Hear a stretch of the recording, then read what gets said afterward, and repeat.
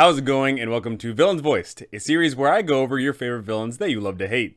In today's video, we'll be taking a look at Baba Lysaga, the mother of One Most Foul. Before I go into any spoilers, of course, I'm going to tell you that there is spoilers, so players don't watch this. But DMs that want added insight, go ahead and stick around because this character has a lot going on for her. And here she is, Baba Lysaga herself. The air quo mother of Strahd. It is true to a sense. She did give birth to Strahd because she was the nurse mother, and also very, very unique is the fact that Baba Lysaga is the reason why Strahd is imbued with magical powers. Your players will find Baba Lysaga in the ruins of Berez, but the thing is natively, there is no actual reason to come here. There isn't a true quest that takes us here, but of course there's a lot of hooks to get us here. First off being, if you have adventurous players that want to explore, and you tell them that there is a ruined city, then your players may go ahead and explore. Other reasons your players may show up here is because they've heard this has some tie to a previous incarnation of Tatiana. Maybe your players have a card reading that takes you here, and maybe your players have received the quest from the Wizard of Wine's winery to come here to look for their lost gem. Whatever the motivation for your players to come here, they are eventually going to see it. They're going to see a tree just standing there, and it's clearly not supposed to be there, so your players are probably going to get curious and explore around. They'll find the hut, they'll find that floating skull, and they'll find a one Baba Lysaga. So your players may decide to climb up the tree to see what's going on, or they can shout out to see if anybody's inside. Whatever the case may be, Baba Lysaga will emerge, calling out to the party, saying, "Come in, come in. It's been so long since I've had good company." Now, why is she inviting the players in? It's because she automatically assumes that they are agents of Strahd to some degree. She automatically assumes that they are not here to do bad things to her dearest son. She is not going to assume any of that. She's going to invite them in and automatically think that they are going to be on the up and up. Now, of course, players are going to be curious. They're going to ask what the heck is going on here, and they're going to ask who she is. She will reply simply with, "I'm just a simple woman trying to get by in this world. I'm a mother looking after her child." Now, if your players had climbed up, then inside they will see that there is a crib, inside of which is located a baby. So maybe your players make that connection. If they ask her what she's doing all the way out here in the middle of nowhere and also in this tree, she will say, "This place seems safe enough for me. It keeps me away from all the nasty skulkers outside. Plus, I quite enjoy the view from up here." And presumably that view would be pretty good, especially in a marshy swampland. It would be nice to not have your boots getting all muddy. Now, at this point, your players may think that something's a little odd here, but further questioning is definitely going to start revealing some major things, such as if they ask who the baby is, she will reply with, "Why, that is Strahd. Isn't he just a sweet little angel? Make sure to stay quiet and don't wake him up." That is definitely going to be a hit out of left field. Your players are going to be questioning what the heck is going on. Is that actually Strahd in the crib? Is this person insane? Well, it's going to take some investigation to figure that one out. Some people may be curious as to how long she has been sticking around here. And once again, this answer is going to really hit them hard. "Oh, at this point, it must be over 400 years or so. My, has the time slipped by me." Now, here's the thing. Humans typically don't live to 400 years old, and of course she is just a mere human. But the reason for her perceived immortality is a dark deal she's made, but she may reveal that later on. Located just outside of the tree is a cage filled to the brim with squawking ravens that are loud. If your players ask about that, she will simply reply, "The ravens are not good for this land.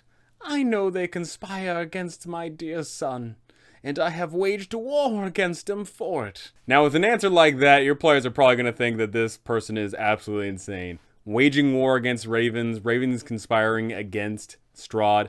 But If your players already know of the were-ravens, then they're going to understand what's going on here. They're going to know that she is definitely on Strahd's side, and she's definitely against the were-ravens. Now, the Raven Cage isn't the only exciting thing outside of the hut. We also have the floating skull, and it is the upside-down skull of a giant. If your players ask about that, she will reply with, "I found the skull ages ago. I hollowed it out and made it a vessel to transport me around. It helps my weary bones going up and down this tree." If your players ask to use the skull, she's not going to let them. She's going to say that she has rights to it and it just doesn't work for anybody else. Now your players may be getting into the flattery game here, asking her all this stuff and complimenting her. They may be asking how powerful she is because presumably she is powerful. She has a floating skull, she's captured some ravens, and if your players know that this tree has some clear magical property to it, they're probably going to assume that she's powerful. If they ask her straight up, she will say, "Mother Night has blessed me with powers beyond even my own comprehension. She has shared with me the knowledge of eternal life, as well as magic that can tear my enemies asunder." Now with that magic, your players are probably going to be guessing what the heck is going on with this tree. Did she use some sort of animate object spell? No, you need a better spell than that. But if your players ask where the tree came from, she will say, "I used a gem from the filthy winery to make this tree come to life.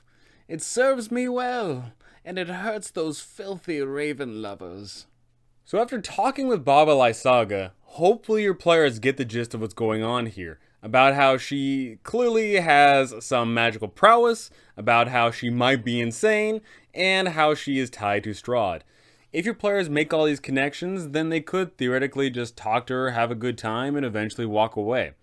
But of course, the thing is we have a lot of bleeding heart people that want to do good in this world. If they try and fight, they're going to be in for a terrible time. That being said though, if you have people that don't want any combat to ensue here because they know that she's powerful or they think that she's crazy, then Baba Lysaga can be an excellent font for a quest all throughout the lands of Barovia. If your party is even evil aligned, then definitely there's a lot of crazy things you can do with that. Waging war against the were-ravens, dealing with the druids and the berserkers, etc, etc. Now over the course of conversation, it may slip that your players are opposed to Strahd, and if anything like that happens, then she will retort with, "You would bring harm to my sweet child? Oh, it is you who shall be shown harm. Once I'm done with you, I will find out how far this conspiracy goes."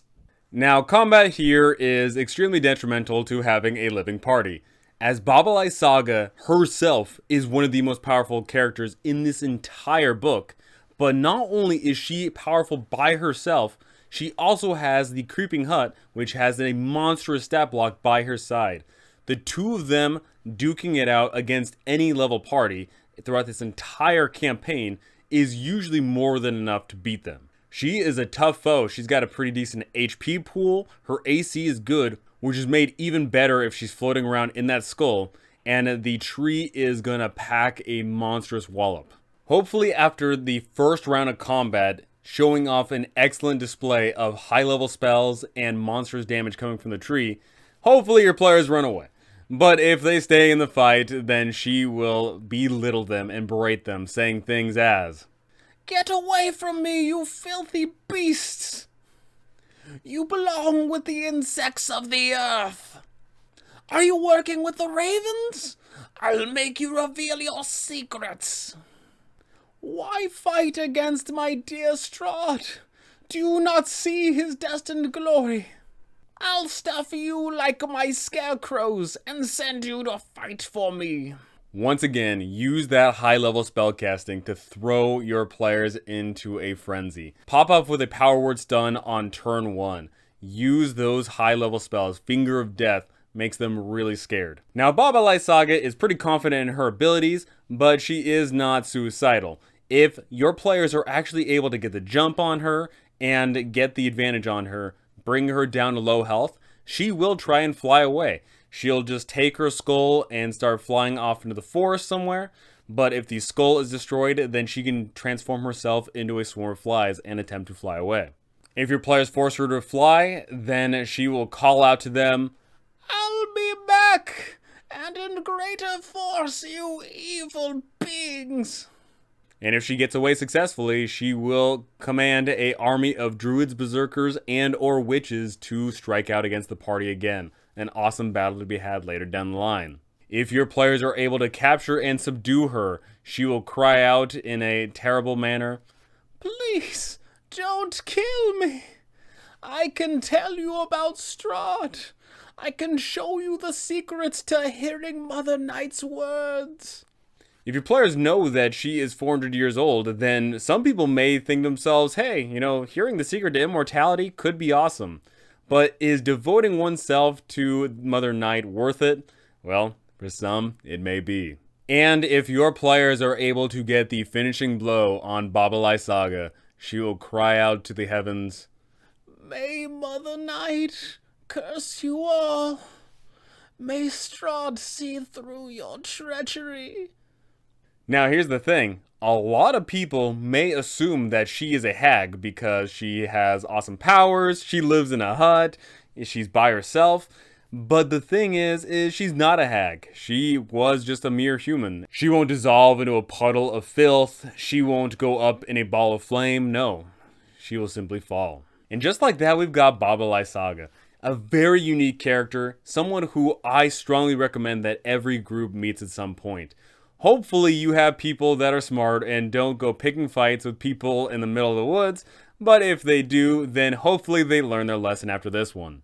As mentioned before, Baba Lysaga is a great patron to give quest out in this adventure.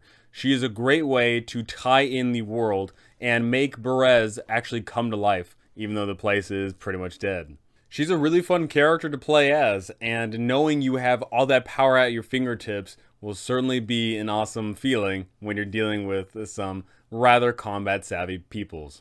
Get her introduced into your campaigns, get her to give some quests to the party if you can, and just get her to make your party feel like they aren't as powerful as they actually are. So go ahead and tell me, is Baba Lysaga going to be roaming around the world in her creeping hut? Or is she ever only going to be found in the village of Berez? Is there going to be an actual war between the druids and the were-ravens? Or is that something off to the side that's never really seen? And will Baba Lysaga ever get the courage to go to Castle Ravenloft? Or will she live the remainder of her life out there alone? Go ahead and tell me all those things because I want to know. But that's going to do it for me. Thank you for watching. Thanks for listening. And thank you to my amazing patrons. You guys are absolutely incredible. And I cannot wait to see you all in the next one.